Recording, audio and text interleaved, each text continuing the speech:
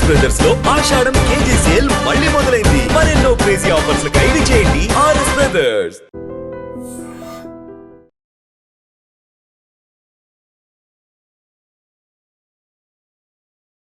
నమస్తే, welcome to I dream talking point with కవిత.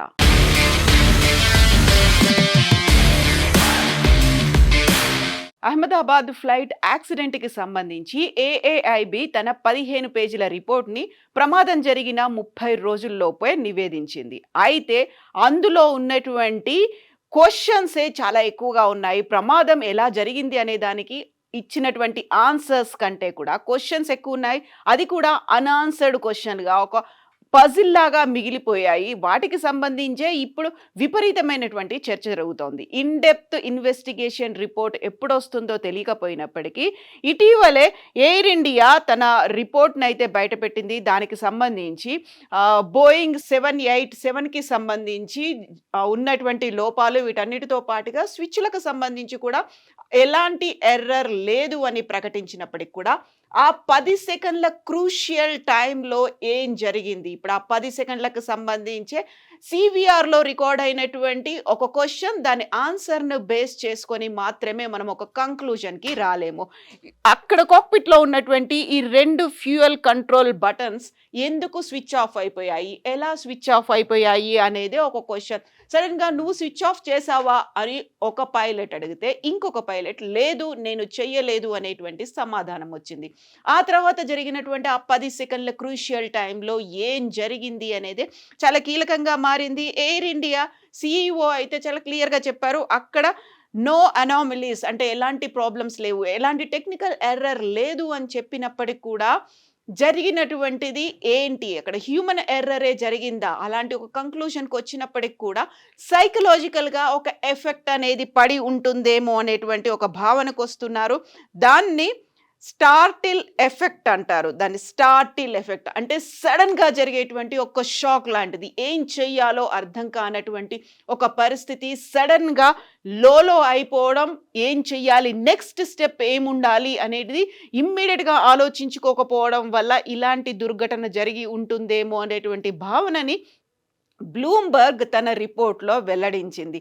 యాక్చువల్గా అక్కడ ఫ్లైట్కి చూస్తే ఫస్ట్ ఆఫీసర్గా కో పైలట్ చెప్తారు, ఆ తర్వాత మెయిన్ సీనియర్ పైలట్ని కమాండ్ ఇన్ కంట్రోల్ అని అంటారు. So co pilot first officer ఈ ప్లేస్లో కూర్చుంటారు, ఆ తర్వాత command in control senior pilot ఈ ప్లేస్లో కూర్చుంటారు. యాక్చువల్గా తను ఆపరేట్ చేస్తున్నప్పుడు సడన్గా ఆఫ్ అయిపోయాయి కాబట్టి తను సీనియర్ పైలట్ని కమాండ్ ఇన్ కంట్రోల్ని అడిగి ఉంటాడేమో అనే భావనతో పాటుగా ఫ్లైట్ టేక్ ఆఫ్ అయినటువంటి వెంటనే జరిగినటువంటి ఈ పరిణామాలకు సంబంధించి ఇప్పుడు జరగాల్సినటువంటి చర్చ చాలా ఉంది. ఎందుకంటే ఏఏఐబి రిపోర్ట్ తన ప్రిలిమినరీ రిపోర్ట్లో ఏది వెల్లడించలేదు కాబట్టి. యాక్చువల్గా ఫ్లైట్ టేక్ ఆఫ్ అయినటువంటి కేవలం 3 సెకండ్లలో 2 స్విచ్లు ఆఫ్ అయిపోయాయి. కేవలం 3 సెకండ్లలో మాత్రమే. అది టేక్ ఆఫ్ అయినటువంటి 787 బోయింగ్ డ్రీమ్ లైనర్ ఒక మ్యాక్సిమం రికార్డెడ్ స్పీడ్కి చేరుకుంది. సడన్గా అప్పుడే ఇవి స్విచ్ ఆఫ్ అయిపోయాయి. So both engine fuels switch off అయిపోయాయి కాబట్టి ఇమ్మీడియట్గా ఒక సెకండ్లోనే బటన్స్ అనేవి షట్టింగ్ డౌన్ మోడ్లోకి వెళ్ళిపోయాయి. ఆ తర్వాత ఇంజన్లకి ఇంధనం కూడా అందలేదు అనే మాట ఇప్పుడు బ్లూంబర్గ్ వెల్లడిస్తోంది. సో కన్ఫ్యూజన్ సడన్గా స్టార్ట్ అయిపోయింది. 2 పైలట్ల సంభాషణ అయితే వినిపించింది. ఆ తర్వాత ఆటోమేటిక్గా వితిన్ 10 సెకండ్స్లోనే ఒక ఇంజన్ రీసెట్ అయింది. ఇంకొక 5 సెకండ్స్లో సెకండ్ ఇంజన్ కూడా రీసెట్ అయ్యి స్టార్టింగ్ మోడ్లోకి వచ్చింది.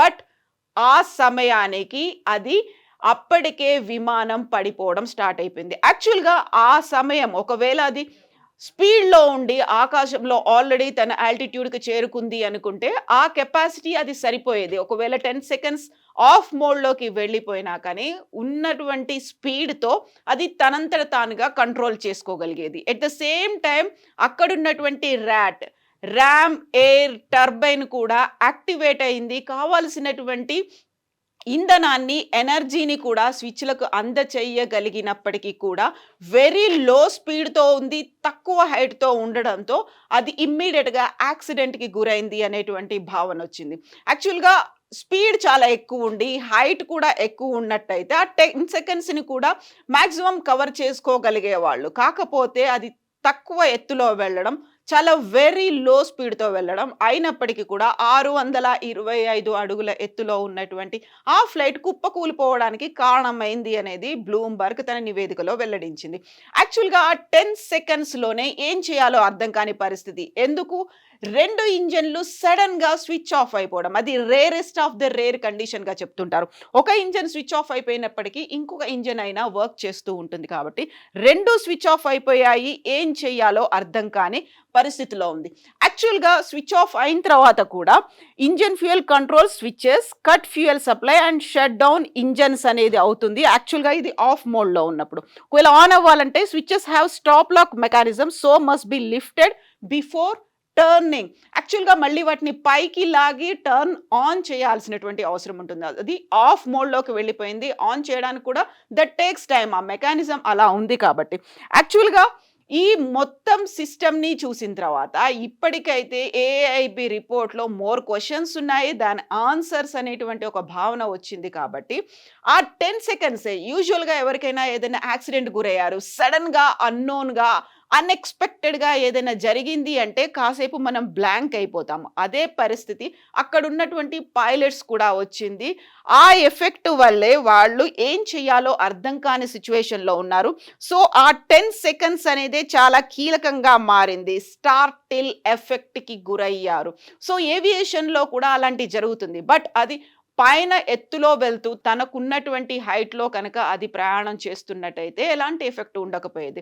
కరెక్ట్‌గా టేక్ ఆఫ్ అయినటువంటి 3 సెకండ్స్‌లోనే స్విచ్ ఆఫ్ అయిపోవడం, 1 సెకండ్‌లోనే ఇమ్మీడియేట్‌గా 2 బటన్స్ కూడా స్విచ్ ఆఫ్ మోడ్‌లోకి వెళ్ళిపోవడం. ఆ 10 సెకండ్స్ కాలంలో ఏం జరిగింది? అక్కడ విపరీతమైనటువంటి నాయిస్ కూడా ఉంది. ఆ 2 ఒక క్వెషన్, ఒక ఆన్సర్‌కి సంబంధించి 2 సెంటెన్స్‌ల రూపంలో ఏఐబీ అయితే తన రిపోర్ట్‌లో వెల్లడించినప్పటికీ అక్కడ జరిగేటువంటి హడావుడి కావచ్చు, గందరగోళం కావచ్చు, అయోమయమైనటువంటి పరిస్థితి వాటన్నిటిని ఏఐబీ తన రిపోర్ట్‌లో వెల్లడించలేదు అనేటువంటి ఒక భావన కూడా ఉంది కాబట్టి, ఆ 10 సెకండ్స్ కాలాన్ని అటు హ్యూమన్ ఎర్రర్ అనడానికి బదులుగా సైకలాజికల్‌గా వాళ్ళ మీద సడెన్ షాక్‌కి గురవ్వడం వల్ల అయినటువంటి ఎఫెక్ట్‌తో ఆలోచించుకోలేని పరిస్థితి.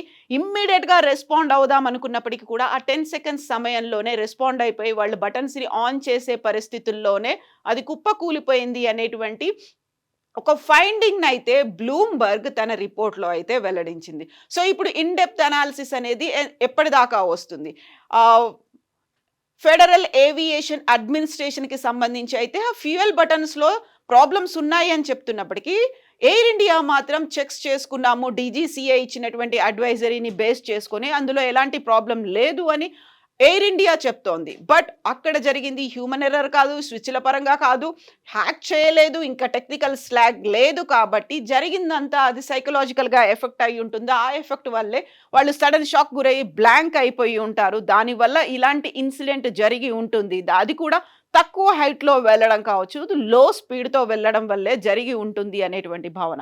ఇప్పటికైతే ఫైనల్ ఇన్ డెప్త్ రిపోర్ట్‌కి సంబంధించి ఎలాంటి సమాచారం లేదు కాబట్టి జరుగుతోందంట ఏమయ్యుంటుంది? ఏవియేషన్ ఎక్స్‌పర్ట్స్ దగ్గర నుంచి తీసుకున్నటువంటి ఒపీనియన్స్‌ని బేస్ చేసుకొని బ్లూంబర్గ్ కూడా తన రిపోర్ట్‌నిచ్చింది. అది కూడా యూఎస్‌కి చెందినటువంటి ఏవియేషన్ ఎక్స్‌పర్ట్ ఒపీనియన్, తన అభిప్రాయం. యాక్చువల్‌గా అన్నేళ్ల ఎక్స్‌పీరియన్స్‌తో ఏం జరిగి ఉంటుంది అనేటువంటి ఒక భావనకు వచ్చిన తర్వాత బ్లూంబర్గ్ అయితే వెల్లడించింది. ఆ వివరాలనే ఇప్పుడు మనం చూస్తున్నాము. యాక్చువల్‌గా జరిగింది అక్కడ సైకలాజికల్ ఎఫెక్ట్ అయ్యి ఉంటుందేమో. దానికి సంబంధించినటువంటి కంక్లూజన్స్ ఎంత కాలం పడుతుంది? సైకలాజికల్ ఎఫెక్ట్‌ని నిరూపించుకోవడానికి కూడా ఇప్పుడు పైలట్లు లేరు కాబట్టి, so end point, concluding point ఎటువైపు టర్న్ అవుతుంది? మళ్ళీ అది తిరిగి తిరిగి పైలట్స్ మీదకే వస్తుంది. ఆ పైలట్స్ వల్లే ఈ ప్రమాదం జరిగింది. వాళ్ళు సడన్ షాక్‌కి గురవ్వడం వల్లే ఈ ప్రమాదం సంభవించింది అనేటువంటి కంక్లూజన్‌కి వస్తారా అనేదే ఇప్పుడు ఒక $1 మిలియన్ క్వెషన్. అయితే మీరేమనుకుంటున్నారు? యాక్చువల్‌గా ఈ ప్రమాదానికి సంబంధించి ఎండ్ రిపోర్ట్ అనేది వస్తుందా? వస్తే ఎంత కాలం పడుతుంది? అందులో ఫైనల్ ఎర్రర్ ఏముంటుందని మీరు భావిస్తున్నారు? కామెంట్స్ రూపంలో తెలియజేయండి. నిజంగా ప్రస్తుతం ఉన్నటువంటి సమాజం దేనికి ప్రయారిటీ ఇస్తుంది? ఆర్థిక సంబంధాల చుట్టూ మాత్రమే తిరుగుతోంది. మళ్ళీ ఎన్నికలంగానే చాలా విరక్తి కలుగుతాను. మంచి అనిపిస్తుంది కదా, లేడీస్ కూడా ఛాలెంజింగ్ జాబ్స్ చేసినప్పుడు చాలా బాగుంటది. ఫుడ్ డెలివరీ ఇవ్వటానికి వెళ్ళినటువంటి డెలివరీ బాయ్ అనిల్ పై కళ్ళ ముందు పెళ్ళండి కొట్టి